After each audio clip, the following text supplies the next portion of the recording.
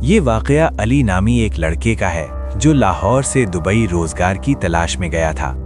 वो ये समझता था कि दुबई की चमक दमक उसकी किस्मत बदल देगी, लेकिन उसे क्या खबर थी कि वहां की रेत में जिन्नात की एक मलिका दफन है और एक रात उसका सामना इसी खौफनाक राज से होने वाला है।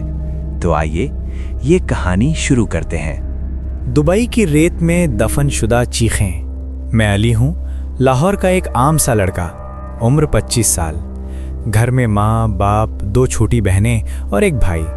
बाप की छोटी सी दुकान थी, लेकिन आमदनी इतनी नहीं कि घर चल सके। हर रोज़ अखबारों में दुबई की नौकरियों के इश्तिहार देखता। दिल करता कि वहाँ जाकर किस्मत बदल लूँ। पाकिस्तानियों की बहुत सी कहानियाँ सुनी थीं। कोई कहता दुबई जन्नत है, पैसा बहुत, कोई कहता मजदूरों की ज़िंदगी सख्त। लेकिन उम्मीद तो उम्मीद होती है ना। बिल आखिर एक एजेंट के जरिए वीज़ा मिला। कंस्ट्रक्शन कंपनी में लेबरर की नौकरी, तनख्वाह 2000 दिरहम, रिहाइश और खाना कंपनी देगी। माँ रोई, बाप ने सर पर हाथ रखा और कहा, बेटा अल्लाह तेरा हामियो नासिर हो, जल्दी पैसा भेजना, बहनों की शादियां हैं। दुबई पहुंचा तो एयरपोर्ट पर गर्मी ने इस्तकबाल किया। बस में बैठकर कैंप की तरफ जाते हुए शीशे से बाहर देखा, बुलंदोबाला इमारतें, चमकती सड़कें, लेकिन दिल में एक अजीब सी बेचैनी। कैंप शारजा के करीब सहरा में था। कमरे शेयर, 10-12 आदमी एक कमरे में, सब पाकिस्तानी, बंगाली, इंडियन, सबकी कहानी एक जैसी, घर के लिए पैसा कमाना। काम शुरू हुआ एक नई टावर की साइट पर। दिन भर धूप में ईंटें उठाओ, सीमेंट मिक्स करो, लोहे के सलाखें बांधो, शाम को थक हार कर मर जाओ। रात को कैंप में सब मिलकर खाना खाते, पाकिस्तान की बातें करते। एक बुजुर्ग पाकिस्तानी चाचा थे कराची से। वो अक्सर कहते, बेटा ये सहरा खाली नहीं, यहाँ जिन्नात रहते हैं, कदीम कब्रें हैं यहाँ। कंस्ट्रक्शन से वो नाराज हो जाते हैं। मैं हंसता, कहता चाचा ये 2025 का दौर है, जिन्नात कहाँ। लेकिन एक दिन काम के दौरान कुछ अजीब हुआ। हम एक जगह खुदाई कर रहे थे फाउंडेशन के लिए। अचानक एक वर्कर की चीख निकली। उसने कुछ हड्डियां निकाली, पुरानी टूटी फूटी। सुपरवाइजर ने कहा, फेंक दो, काम जारी रखो।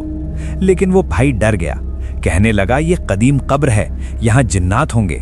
कंपनी ने उसे वापस भेज दिया।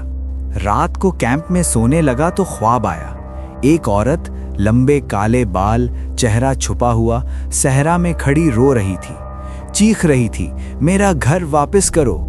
मैं उठकर बैठ गया, पसीने से शराबोर। साथियों को बताया तो वो हंसे, कहा नया आया है, गर्मी का असर। काम जारी रहा, लेकिन साइट पर अजीब वाकयात होने लगे। एक दिन एक क्रेन गिर गई, कोई जख्मी ना हुआ, लेकिन सब डर गए। रात को साइट पर गार्ड ने बताया कि उसे कोई औरत नजर आई, रेत पर चलती हुई, फिर गायब। हम में से कुछ ने आयतुल कुर्सी पढ़नी शुरू कर दी। एक रात ओवर टाइम था। हम 4 पाकिस्तानी भाई देर रात तक काम कर रहे थे। अचानक हवा चली, रेत उड़ी, दूर सहरा में एक साया नजर आया। पहले तो लगा कोई जानवर, लेकिन करीब आया तो एक औरत सफेद कपड़ों में, बाल बिखरे हुए। वो चीख रही थी अरबी में कुछ, लेकिन मुझे लगा वो कह रही है जाओ यहां से। हम भागे, दिल धड़क रहा था। कैंप पहुंचकर सबको बताया। चाचा ने कहा ये उम्मुल दवेस है, जिन्नों की मलिका, सहरा में रहती है, खूबसूरत शक्ल बनाती है, फिर मारती है। अगले दिन कंपनी ने शिफ्ट बदल दी, लेकिन अब मुझे रातों को नींद नहीं आती। हर रात वही ख्वाब, रेत में दफन घर, चीखें और वो औरत। एक दिन साइट पर गया तो देखा जहां हड्डियां मिली थीं, वहां रेत खुद ब खुद उड़ रही थी, जैसे कोई दफन हो रहा हो।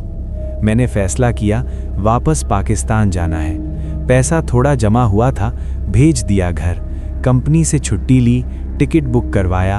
आखिरी रात कैंप में सब सो रहे थे, मैं जाग रहा था। अचानक कमरे में सर्दी हो गई।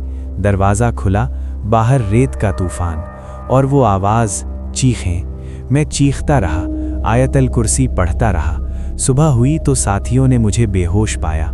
डॉक्टर ने कहा गर्मी और तनाव का असर, लेकिन मुझे पता है वो जिन था, वो सहरा का राज।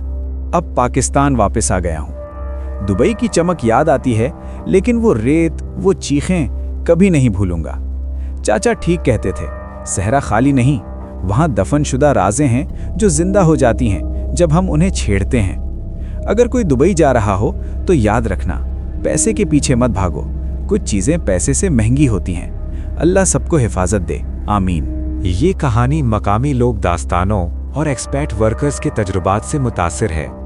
हकीकत और अफसाना का मलगूबा